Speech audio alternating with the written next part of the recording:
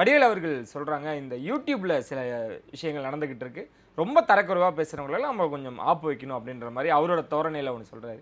அதுக்கு விளக்கம் அளித்த நடிகர் சங்கத்திலிருந்து, ஆமா அது நடந்துகிட்டு இருக்கு. அதுக்கு நாங்க மானிட்டர் பண்ணிக்கிட்டே இருக்கோம். அதுக்கான ஆக்ஷன் எடுக்க போறோம் அப்படின்றாங்க.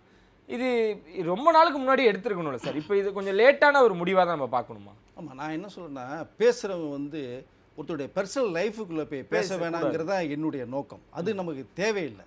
ஒவ்வொருத்தருக்கும் ஒரு பெர்சனல் லைஃப்ல 1008 விஷயங்கள் இருக்கும். அதுக்குள்ள போய் நம்ம எடுத்துட்டு மக்களுக்கு சொல்ற அவசியம் கிடையாது. மக்களுக்கு எல்லாருக்குமே தெரியும். இவர்கள் யார், இவர்கள் யாருன்னு தெரியும்.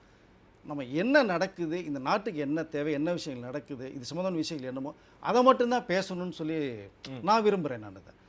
ஆனா தரைக்குறைவாக சில சில பேசிட்டு இருக்காங்கிறத நம்மளும் பார்க்குறோம், கேட்டிருக்கோம். ஓகே. அதை வடிவேல் சொன்னதில் ஒன்றும் தவறு இல்லைன்னு தான் எனக்கு தோணுது. பட் ஆனால் நீங்கள் சொன்னது மாதிரி இதனுடைய நடவடிக்கைகள் அதாவது முன்பே எடுத்திருந்தா சிறப்பாக இருந்திருக்குன்னு.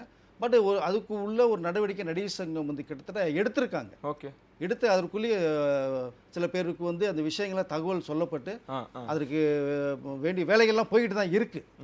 பட் இப்போ வடிவேல் சொன்னது என்னன்னா, இவர்கள் இந்த மாதிரி பேசுறதை கொஞ்சம் அவாய்ட் பண்ணணும். ரொம்ப மோசமாக பேசுகிறவங்கள மட்டும்தான் அப்படின்ற ஒரு விஷயத்தை கன்வே பண்ணுறேன். அது ஓகே, நியாயமானதான். நடிகர் சங்கம் அதுக்கு வேண்டிய வேலைகளை இப்போ எடுத்துக்கிட்டு இருக்கு. இல்லை, அதுக்கு சிறை தண்டனையும் கொடுக்கணும். அதுக்குள்ள நஷ்ட ஈடு யாரை பற்றி பேசுகிறாங்களோ அவங்களுக்கு ரொம்ப மனசு பாதிக்கப்பட்டதுன்னா நஷ்ட ஈடும் வழங்குற அளவுக்கு நாங்கள் இது ரொம்ப ஸ்ட்ரிக்டாக எடுக்க போகிறோம் அப்படின்ட்டு இருக்காங்க. அதான் இது நல்ல முடிவு, கொஞ்சம் லேட்டான முடிவு அப்படின்னு தான் நம்மளால.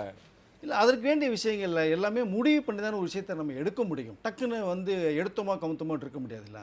அந்த விஷயம் அந்த நடிகர் சங்கத்தின் மூலமாக ஆராய்ச்சி பண்ணிட்டு இருக்காங்க. யாரை என்னென்ன பேசுகிறாங்க, என்னென்ன பண்ணுறாங்க. நான் என்ன சொல்லணும்னா, ஒருத்தருடைய மனசு வலிக்கிறது மாதிரி ஒரு விஷயத்தை பேச வேணாம் அப்படிங்கிறத என்னோட கருத்து. ஓகே. ஒருத்தர் இந்த விஷயத்தை இது பண்ணியிருக்காரா, அதில் பாதிக்கப்பட்டவங்க ஒருத்தவங்க சொல்கிறாங்களா, இப்போ ரெண்டுமே அனலைஸ் பண்ணி ரெண்டு பேர்த்துக்குமே உள்ள ஒரு விஷயத்தை காமனாக நம்ம பேச வேண்டியதுதான் சரியான முறைன்னு நான் நினைக்கிறேன். ஒருத்தருடைய பர்சனலை அடித்து நம்ம பேசி ஒருத்தருடைய வலியை ஏற்படுத்துங்கிறது அது தவறு தான். அதனால தான் சிறை தண்டனையோ இல்லை நஷ்ட ஈடோ பண்ணணுங்கிற அளவுக்கு நடிகர் சங்கம் ஒரு தீர்மானத்தை கொண்டு வரதுக்கு போகிறாங்க. பட் வந்ததுக்கு பிறகு அது சரியாக இருக்கும். பூச்சி முருகனுடைய அதனுடைய பேச்சுவார்த்தையில் நிறைய நடந்துக்கிட்டு இருக்கு.